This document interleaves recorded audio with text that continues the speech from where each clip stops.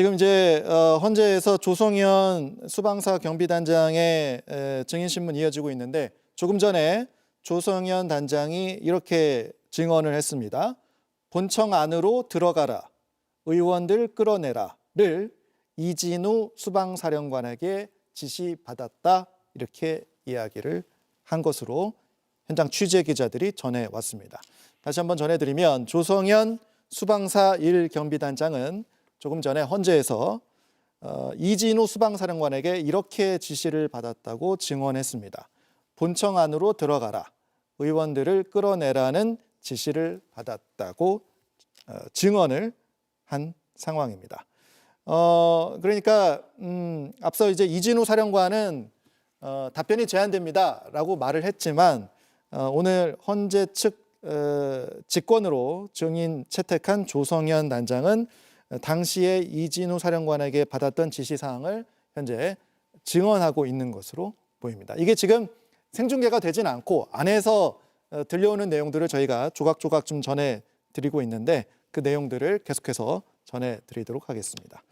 자, 그렇다면 헌재가 이렇게 그러니까 앞서 말씀하신 것처럼 그러니까 어떤 질문들이 엇갈리고 있을 때 혹은 어떤 증언이 여러 명의 증언이 나오고 있는데 이 증언을 또 아니라고 부인하는 상황이 있을 때 그러니까 헌재는 직권으로 어떤 증인을 채택해서 이렇게 이제 증인 신문을 하게 되는 그런 상황이 진행이 되는 거군요. 그렇습니다. 뭐 이건 뭐 헌법재판이나 대통령에 대한 탄핵 심판의 어떤 특수성 때문에 이런 건 아니고 일반적인 재판의 어떤 절차고요. 재판의 어떤 속성이라고 볼 수도 있습니다. 즉 지금 조성현 지금 경비단장의 어떤 수사기관에서의 진술 조서가 이미 증거로 채택돼서 재판관들이 그걸 보고 있지 않습니까? 그래서 그렇기 때문에 지금 국회의원들을 직접 끌어내라라는 지시가 있었는지 그리고 실제 군병력들이 들어가서 그런 실행에 옮겼는지 여부가 대통령의 어떤 탄핵소추 사유에 굉장히 중요한 사실관계 아니겠습니까? 그렇기 때문에 재판부에서는 이진우 사령관이 진술을 거부한 부분에 대해서 조성현 단장을 통해서 확실하게 확인을 하고자 하는 그런 차원에서 오늘 증인으로 채택해서 지금 신문 절차가 진행되고 있고요. 지금 조금 전에 보셨다시피 조성현 단장은 본청 안으로 들어가서 국회의원들을 끌어내라라는 지시를 이진우 사령관으로부터 지시를 받았다고 지금 증언을 하지 않았습니까? 예. 그런 점에서 상당히 신빙성이 높고 구체적이다. 그리고 대통령 탄핵 심판에서도 상당히 중요한 사실관계가 확정이 됐다. 확인될 수 있다라고 보여집니다. 추가적으로 그 조성현 단장의 그러니까 지금 이 증언 이진우 사령관에게 지시받았다는 의원들을 끌어내라는 이 지시 관련 증언 내용들 조금 더 좀 전해지는 내용이 있습니까? 정리를 해볼까요? 네, 그 이진우 당시 수방사령관이 의원을 끌어내라라고 지시를 한 이유에 대해서 설명을 했는데요. 예. 당시에는 법적 작동 원리를 몰라서 이해를 못해서 상당히 당황했고 그래서 임무를 부여받고 5분 정도 10분 뒤에 다시 전화를 드렸다 이렇게 얘기를 했습니다. 그러면서 이 재통화에서 이진우 수방사령관에게 이 조성현 경비단장이 할 수 있는 일도 아니고 단독으로 할 수 있는 일도 아니다. 이렇게 재검토를 해달라고 건의를 했다고 진술을 했습니다. 그러자 이진우 수방사령관이 너네는 들어갈 필요가 없다. 이미 특전사가 들어가 있으니 외부에서 지원하라. 이렇게 지시를 했다고 진술을 했습니다. 네, 특전사령관은 곽종근 특전사령관이잖아요. 네. 그럼 곽종근 특전사령관도 일관되게 대통령에게 직접 의원 끌어내라라는 지시를 받았다고 지금 증언하고 있는 그런 상황이고요.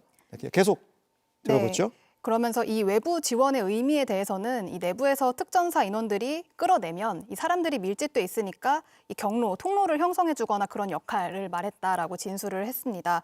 그러고 이제 이 경로를 열기까지만 말했고 그 이후의 임무는 별도로 이제 부과된 게 없었다라고 진술을 했습니다.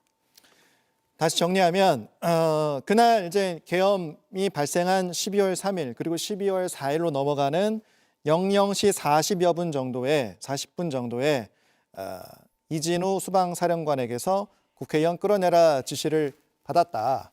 그래서 이 조성현 단장 같은 경우는 이게 지금 무슨 상황이지? 이렇게 상당히 당황을 했다. 그래서 임무를 부여를 받긴 했는데 5분에서 10분 뒤에 다시 이진우 사령관에게 전화를 했다. 그래서 전화를 해서 이게 지금 할 수 있는 일도 아니고 단독으로 할 수 있는 상황도 아닌데 재고를 해 주십시오라고 사령관에게 다시 말을 했다는 거죠. 그러니까 이진우 사령관이 너네는 들어갈 필요가 없다. 이미 특전사가 들어가 있으니 외부에서 지원을 해라. 이렇게 다시 답을 했다는 게 현재 조성현 수방사 1경비단장의 증언 내용입니다.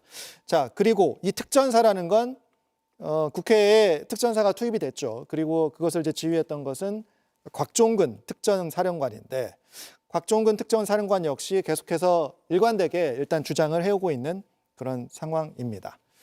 자, 일단은 지금 현재 재판관들과의 증언 신문을 통해서 이렇게 이제 조성현 단장이 증언하고 있는 것인데 조성현 단장에 대해서 현재 재판관들의 이제 신문이 끝나면 대통령 측과 국회 측도 또 신문을 할 수 있는 기회가 주어지는 예, 거죠. 주어질 가능성이 매우 높습니다. 왜냐하면은 증인의 어떤 증언에 대해서는 탄핵의 기회가 주어져야 그 신빙성이 더 높아지기 때문에 비록 재판부가 직권으로 채택한 증인이라 하더라도 당사자들에게 반대 신문의 기회를 부여하는 것이 맞다고 봅니다. 조성현 단장은 추가적으로 또 이런 속보도 전해지고 있습니다. 지금 국회 통제를 해서 의원을 끌어내라는 지시를 들은 군인 누구도 정상적이라고 생각하지 못했을 것, 이렇게 이야기를 하고 있는 상황입니다. 계속해서 속보들이 들어오고 있고 이런 내용도 지금 속보가 들어오고 있습니다. 계엄 해제 후에도 철수 지시를 받지 못했고 본인이 먼저, 그러니까 조성현 단장이 철수를 보고를 했다, 이런 상황입니다. 그러니까 조성현 단장은 국회에서, 그러니까 현장에서 되게 정신없는 상황이었을 테니까 해제 의결도 몰랐다, 이렇게 주장을 했고요. 특전사가 뒤로 빠지는 상황을 보고 나서 보고받고 이진우 수방사령관에게 다시 이제 보고를 했다는 거죠. 그래서 우리도 빠지겠다, 이렇게 보고를 한 그런 취지로 이진우 사령관에게 보고를 한 것으로 보입니다. 지금 계속해서 조성현 수방사 1경비단장의 증언이 이어지고 있는 상황입니다.